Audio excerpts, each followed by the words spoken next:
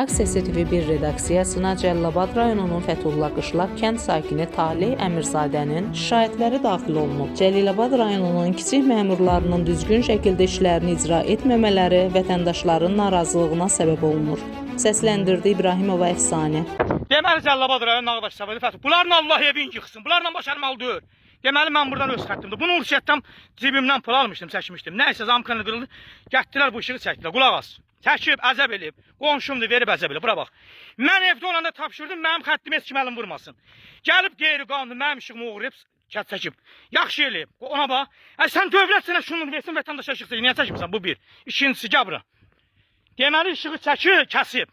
Gör, bunlar nə qədər hörmətsiz deyirlər adama. Gör, bunlar nə qədər haqsız adamdır. Şunları kəsib atıb bura bax. Tok var.